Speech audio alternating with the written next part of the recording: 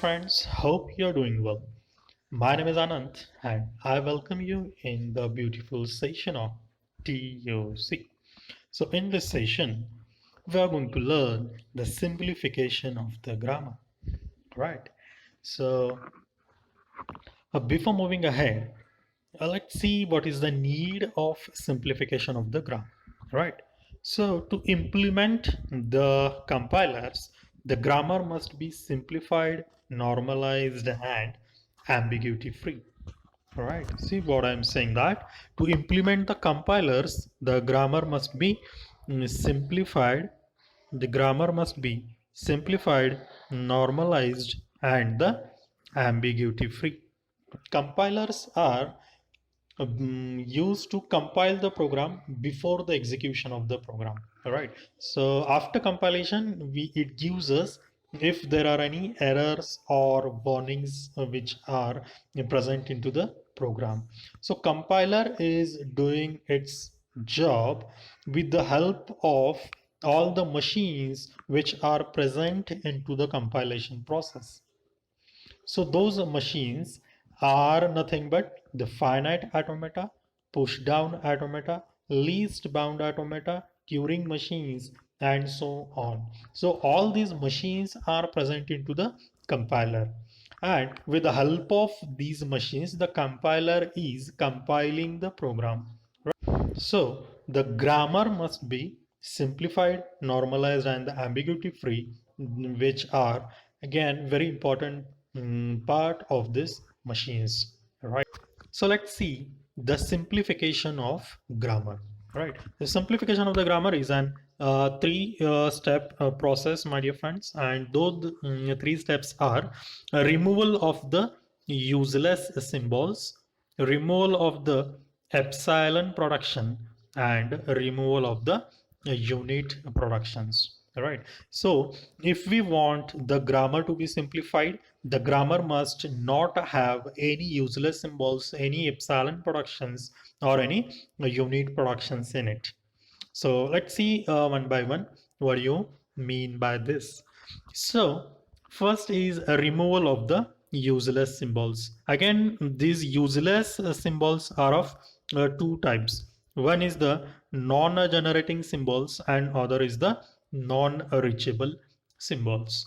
So let's see one by one what do you mean by non-generating symbols. So non-generating symbols are the symbols which are not terminated either directly or indirectly, then it is known as non-generating symbol, right? So symbol must be compulsorily terminated by termination symbol, that is nothing but any terminal. So that can be done either directly or indirectly. Then if it is not so, then we call it as a non-generating symbol. So let's try to understand this with the help of one simple example. Examples are given here. See, like the grammar is given here. Yes gives A, B, and yes slash A, and A is giving you A, B is giving you B, B. So total how many non-terminals are there in my this grammar is one is yes, A, and B, right? So these are the three non-terminals. So as I can see that yes is terminated by A. So I can say yes is terminated. Now let's check it out for capital A. So capital A, if I generate always, if I replace this by A, capital A, so I cannot terminate it by any termination symbol, never, right? Never ever I can terminate it. That's why A is non-generating symbol, I can say. Now let's check it about this B. So B is also non-generating, my dear friends, as if I replace it by the B, so I can the B cannot be terminated. So B is also non-generating, right? So as A and B are non-terminated, we can say they are not generated. So wherever these A and B are associated, so all this grammar part we have to cut it out, right? So what remains is that then yes gives us yes slash A, and A is also been cut and B is also been cut. All right. So this is an simplified grammar, I can say, or it is an now generated grammar, right? So let's move ahead with another one example. How many non-terminals would have? Let's find out first. Those are yes, A, B, and C. All right. So as yes is giving us A, B, C, A.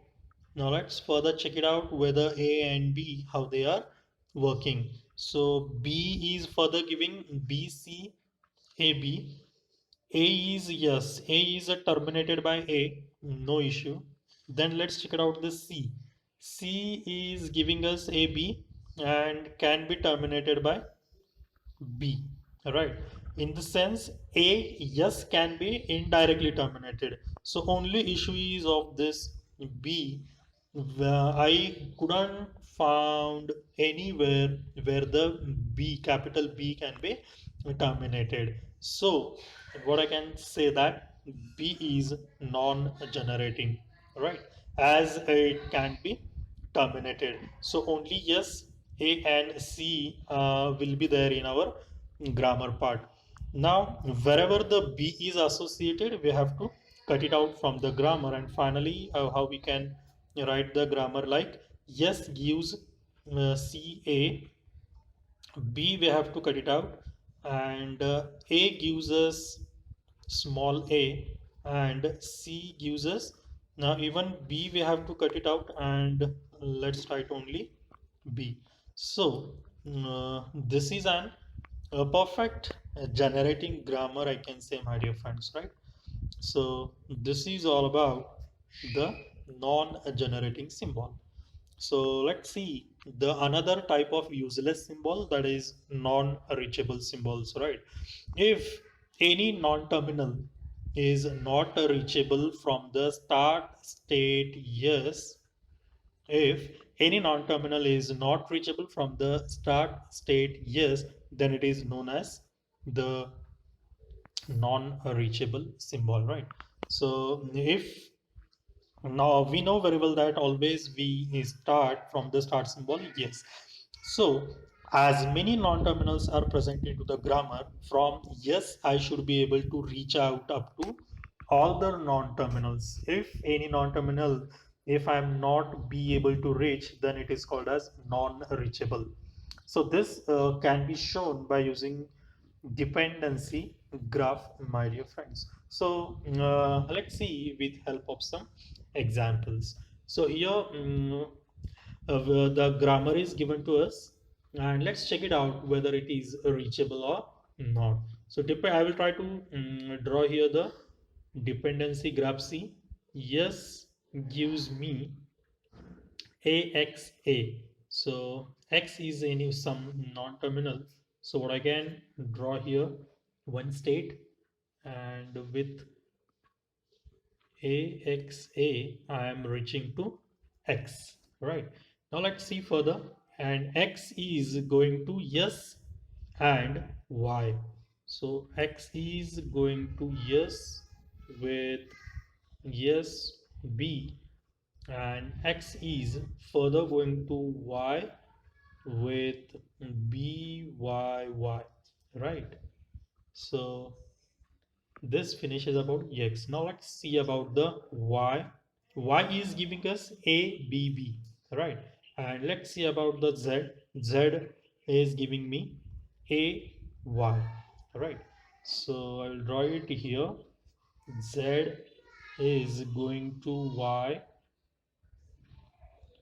with AY, right? So all the production rules I have drawn here with the help of the dependency graph. So yes is able to reach to x, and indirectly it is able to reach to y. But as y is not connected to z, or x is not connected to z, or yes is not connected to z, either directly or indirectly, then we can say that z is not reachable. As yes cannot reach to z, we can say that z is not reachable. All right, so what we can say then, we have to remove the grammar z part in our from the grammar. So this, so everything rest of the part will be there in my grammar, right? So this is very simple to understand, my dear friends. Let's move with the second example. So yes gives a. I will try the dependency graph. Initial state is my yes. From yes, I am going to a with a. From a, then I'm moving to b with the input b, and B is further taking me to AB, in the sense B is terminated over here, right? And C is giving me AB. So if I draw any state C, and it is giving us B with AB, right? So as I can see, yes is reaching to A, yes is reaching to B, but yes is not able to reach to C, right? Directly or indirectly, so that we can say C is not reachable, right? So C is not reachable, and the remaining will be our proper simplified grammar. We saw only about the removal of the useless symbols. So the two types, non-generating symbols and the non-reachable symbols, what do you mean, with some examples we have seen here. In the next session, we can see removal of the epsilon production, right? So please do watch the next video to understand the simplification of the grammar. Thank you so much.